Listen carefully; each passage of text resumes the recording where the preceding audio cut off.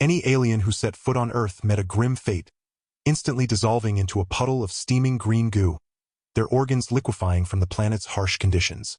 In the year 2257, Earth was a wasteland, ravaged by centuries of total war, industrial pollution, and climate change. Humanity adapted to the brutal hellscape, with the last millions living deep underground in armored bunkers, relying on advanced technology for survival. They remained hidden from the stars, knowing greedy galactic empires would see Earth as a resource to exploit. Humanity vowed to fight to the end to prevent this, even if it meant sacrificing themselves. A scout ship from the interstellar assembly plummeted through Earth's ash clouds, unaware of the planet's deadly nature. Its distress signal reached a convoy at the star system's edge, sparking confusion and rage among the Confederation's ranks. Commander THR, standing on the observation deck, read the message with narrowed reptilian eyes. 3 brave explorers dead, 'cause unknown. He clenched his fist, crushing the pad in his grip, torn between confusion and rage. Lieutenant Zaxxes clicked her insectoid mandibles nervously as she awaited Nexa's orders. "Send word to the fleet," Nexa growled lowly, his voice filled with determination. "We're going to Earth now. I want answers, and I want that planet claimed for the Confederation today." As the might of the Confederation mobilized to avenge their fallen comrades, on the surface of Earth, a young scavenger named Ryder trudged through the toxic sludge covering the planet's hellscape. His rebreather mask fogged with each breath in the chokingly humid air. Ryder held a blocky scanner, sweeping it across the tortured landscape. Twisted metal wreckage and the skeletal remains of long-dead cities stretched to the horizon under the sickly green sky. The scanner pinged, catching Ryder's attention. He altered his course toward a potential salvage signal. After hours of slogging through the poisonous muck, Ryder reached the signal's source. He froze, his rose eyes widening behind his mask. A ship unlike anything he had seen before lay half-buried in the mud. Sleek and angular, made of strange alloys, it shimmered despite the crud smeared across its hull. Approaching cautiously, rifle at the ready, Ryder peered into the ship's gaping hole.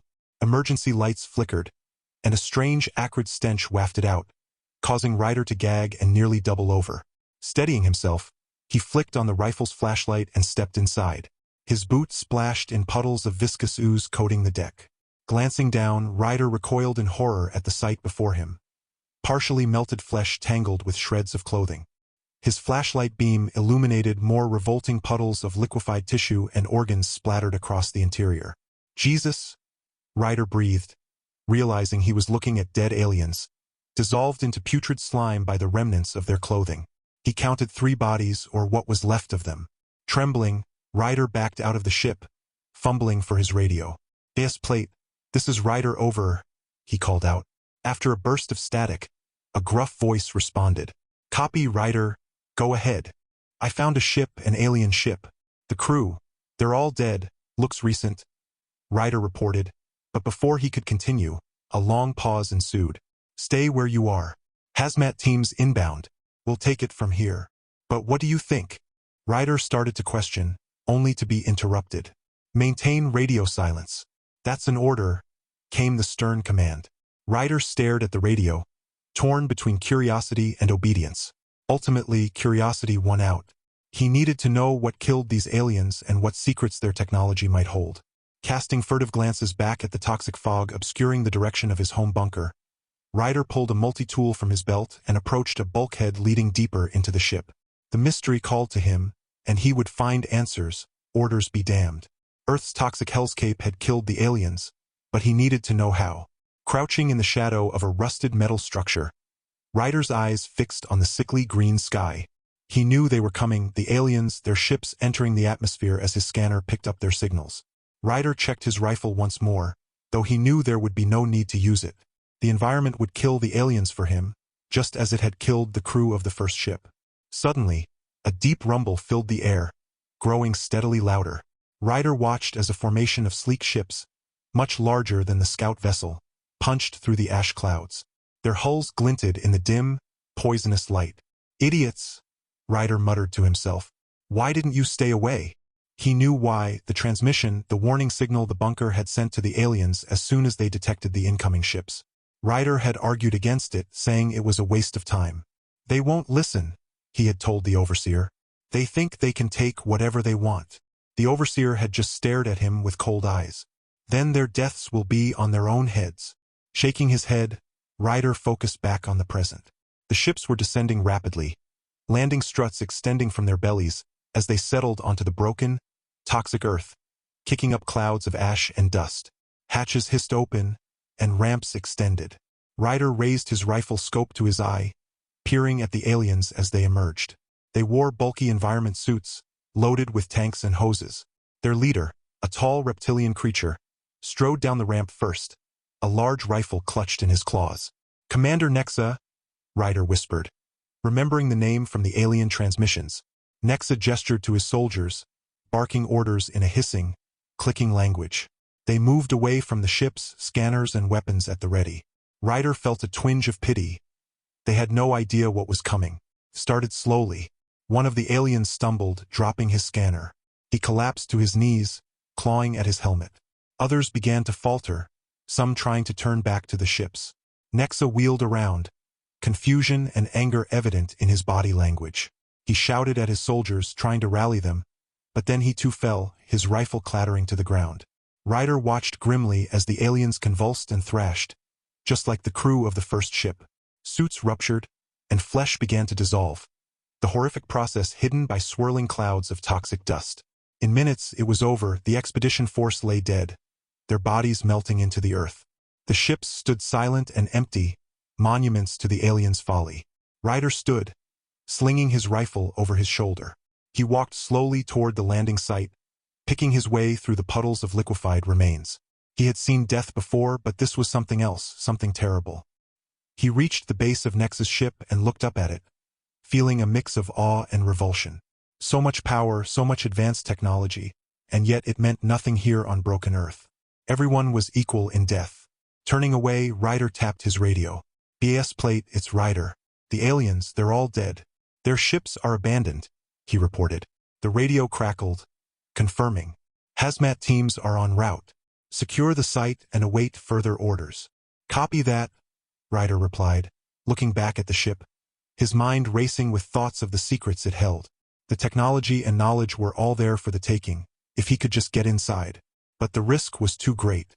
The overseers would surely hunt him down. Besides, what was the point? The aliens were dead. Earth had killed them just as it would kill any other invaders. Ryder unslung his rifle and took up a guard position near the ship's ramp. He would do his duty and await the hazmat teams. But a part of him, the curious, rebellious part, still longed to uncover the mysteries the aliens had brought with them. Mysteries that had died with them on the lethal surface of Earth. A toxic and unconquered death world that guarded its secrets jealously. Ryder knew he might spend his whole life wondering what lay inside that ship. But for now, he had a job to do. Ryder settled in to wait, watching the swirling ash cloud and the melted remains of the aliens. A grim reminder of the price of trespassing on a planet that belonged only to the hardy survivors of the human race and the poisons they had unleashed. In the echoing halls of the Interstellar Assembly's headquarters, the council members sat in stunned silence as reports from Earth trickled in. Commander Nexa and his soldiers were dead, killed by the very planet they sought to claim. "This cannot stand," Ambassador Xander declared, slamming his fist on the table. "Earth poses a clear and present danger to the Confederation. It must be quarantined immediately." Murmurs of agreement filled the chamber as the council voted swiftly and unanimously. Earth was to be declared off-limits, a forbidden world. No further contact would be permitted. But not all were content with this decision. In the shadowed corners of the Confederation, a ruthless warlord named Vexer saw opportunity where others saw only danger. "A planet that kills all who set foot upon it," he mused, his eyes glinting with malice. "The perfect weapon." Vexer envisioned armies of humans, their bodies weaponized by the very toxins that had made their world uninhabitable. Unleashed upon his enemies, he would be unstoppable. Quietly, he gathered a team of mercenaries, the most vicious and cunning in the galaxy. They met in secret, poring over the scant data on Earth and its defenses. "The humans will not give up their secrets easily," Vexer warned. "But they are primitive, weak. We will crush them and take what we need." As Vexer plotted on Earth, Ryder sat hunched over a makeshift console deep in the bowels of his bunker. Ryder's eyes flicked over the screens, scanning the data streaming in from the sensors he had scattered across the planet's surface. A flashing red light caught his attention, and he leaned forward, his heart pounding. A ship approaching fast. No, not just one. A dozen, maybe more. Possible, Ryder breathed. The Confederation had declared Earth off-limits. Who would dare violate the quarantine? He worked frantically to refine the sensors, trying to glean more information. The ships were heavily armed, their hulls bristling with weapons. And they were being careful, staying just outside the range of Earth's automated defenses. Ryder felt a chill run down his spine as he stared at the screen. Whoever these aliens were, they weren't here for a friendly visit. He had to warn the others. He sprinted through the bunker corridors, ignoring the startled looks from his fellow scavengers. Bursting into the overseer's chamber, he gasped for breath. "Sir, we have a situation," Ryder managed to say between gulps of air. "Alien ships inbound. A lot of them, and they're not friendlies." The overseer, a grizzled veteran of Earth's wars, narrowed his eyes. "Show me," he commanded. Ryder led him back to the console and pointed at the screens. The overseer's face hardened as he took in the data. "So they're coming for us," he growled. "They think they can take what they want, just like all the others before them." He turned to Ryder, his expression grim. "Sound the alarm. We need to evacuate the civilians to the deep bunkers and get every able-bodied fighter to the armories." Ryder nodded, his heart pounding. He had trained for this day like all the youth in the bunkers, but he had never thought it would actually come. As alarms blared and soldiers rushed to prepare for battle, Ryder couldn't shake the sense of dread that settled over him. The aliens were coming, and they had no idea what horrors Earth had in store for them. But neither, Ryder feared, did the humans know what terrible plans the aliens had for them. All he could do was ready his rifle and pray that Earth's lethal environment would once again prove humanity's greatest ally. High above, Vexor's ships sliced through the ash-choked skies, drawing ever closer to their target. The Warlord smiled, his sharp teeth glinting in the dim light of the bridge. "Prepare the containment units," he ordered. "I want the first specimen secured within the hour." His mercenaries nodded, their expressions hungry. They were ready for the hunt. On Earth, Ryder stepped out onto the planet's blasted surface, his breath fogging in his rebreather mask. He joined the line of soldiers taking up defensive positions, their weapons trained on the sickly green sky. They waited, hearts pounding, as the ominous silhouettes of the alien ships grew larger and larger. Ryder's finger tightened on his rifle's trigger as he whispered a silent prayer to whatever gods might still listen to humanity's plead. "Come on, you bastards," he muttered. "Come and see what Earth has waiting for you." The ships descended, their hulls glinting in the poisonous light. The final battle for Earth and its secrets was about to begin. Vexor's mercenaries descended through the toxic clouds, their ships' hulls shimmering in the poisonous light as they touched down on the cracked, blasted Earth. Hatches hissed open, and armored figures emerged, weapons at the ready. They moved with the precision of a well-oiled machine, fanning out to secure the landing site. But the humans were ready for them. From the rubble of long-dead cities and the twisted wreckage of ancient war machines, the defenders of Earth emerged. They wore patchwork armor and carried battered weapons, but their eyes burned with fierce determination. At their head was Wrecker, his face grim behind his rebreather mask. He had prepared for this moment, drilling his soldiers relentlessly. They knew every inch of this broken landscape, every hidden danger. "Remember the plan," Wrecker growled over the comm. "Draw them in.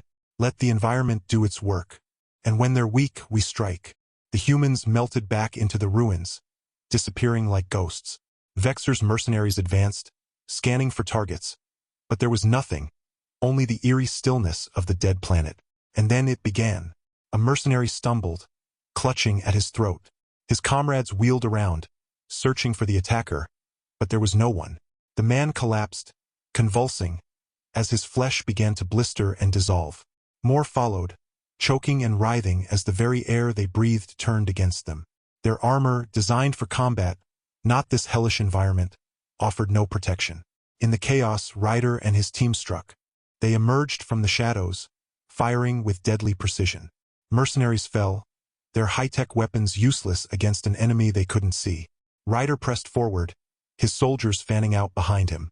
They fought their way through the disintegrating remnants of Vexor's force toward the Warlord's ship. A hulking figure loomed out of the toxic haze, a massive gun in his hands.